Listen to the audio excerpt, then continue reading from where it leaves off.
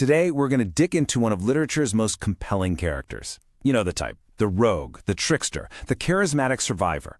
We're going to explore where this character came from and why they seem to pop up only when society itself is kind of at a breaking point. I mean, think about your favorite TV shows or movies. You've got those characters who aren't exactly heroes, but they're definitely not villains either, right? They lie, they cheat, they bend every rule in the book just to get by, but you just can't help but root for them.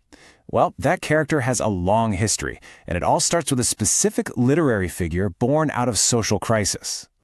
So, let's meet our guy, the Pícaro. The word itself is Spanish, and it describes a very specific kind of protagonist. This is not your knight in shining armor. No way. The Pícaro is born with nothing. No status, no money, no real future. Their only tools are their own cleverness and a deep, cynical understanding of how the world really works. They're survivors, through and through. All right, so here's our game plan. First, we'll break down the key traits of this antihero. Then, we'll get into the specific social conditions that seem to cook them up. We're going to look at two amazing case studies, Golden Age Spain and early 20th century Argentina, to see this pattern play out. And finally, we'll talk about what this centuries-old character can tell us about our world today. Okay, so what exactly makes a character a Pícaro? It's more than just being a witty rule breaker. It's actually a whole literary formula, almost like a playbook for survival. So these Picaresque novels are almost always written like an autobiography. The Pícaro is telling you their life story. And they move through the world by serving a whole series of masters, learning from and exploiting the hypocrisy of every single one. Their motivation? It's simple. Stay alive and, maybe, just maybe, climb the social ladder. To do that, they have to completely reject where they came from and rely on trickery. But here's the real kicker. They almost never actually win in the end. Their story is one of constant hustle, not some triumphant victory. And this is where it gets really fascinating. See, the Pícaro isn't just some random literary invention. They are a direct symptom of a society in a deep structural crisis. They're a product of their environment. Think of it like a social pressure cooker.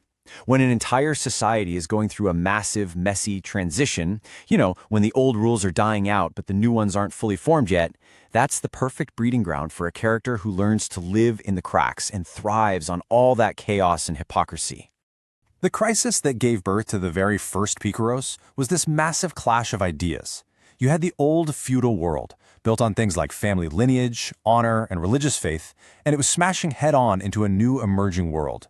A world where money was becoming king, where appearing successful was everything, and where your own ambition was starting to matter more than your last name.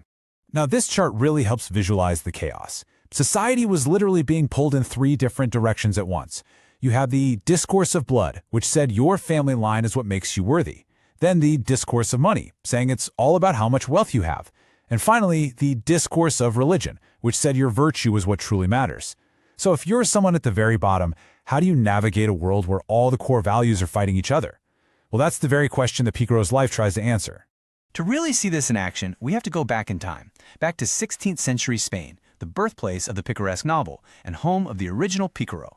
So on the surface, this was Spain's golden age. I mean, it was a massive global empire, swimming in gold from the Americas.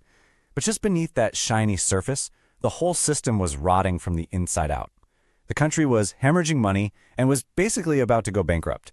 And it's in this exact moment, this strange mix of peak power and hidden decay, that the first Picaresque novels show up, giving a voice to all that anxiety. This huge gap between appearance and reality, that was the Pícaro's whole world. In the very first Picaresque novel, Lazarillo de Tormes, our hero serves a nobleman who's totally obsessed with his honor and how he looks. The guy struts around town in his fancy clothes, looking important, but when he gets home, there isn't a single crumb of bread in the house. He's literally starving just to keep up appearances.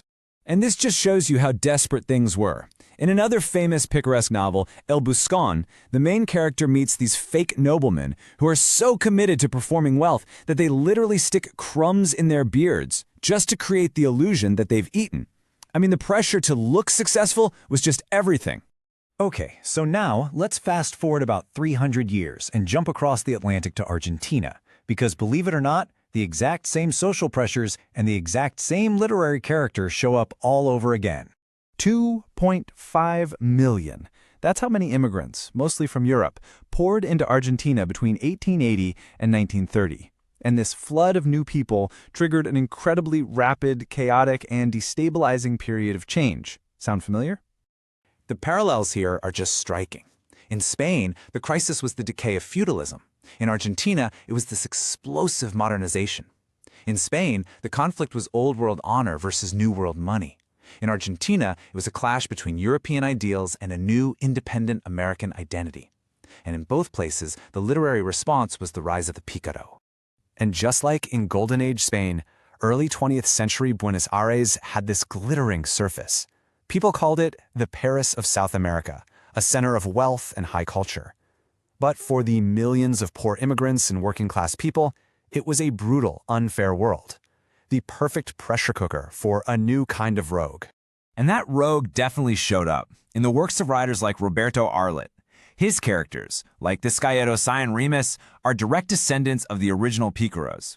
They're alienated, they're egotistical, they're living on the fringes of a chaotic city, just trying to survive in a world where all the old rules have been tossed out the window.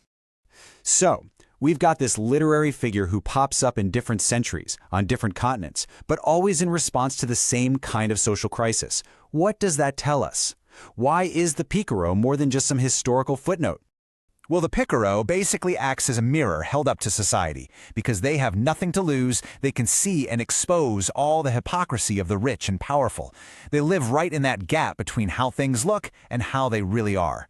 Their own personal anxiety just reflects the bigger anxiety of an entire culture caught between clashing values. You could say the Pícaro is a symptom, a warning sign that a society has lost its way.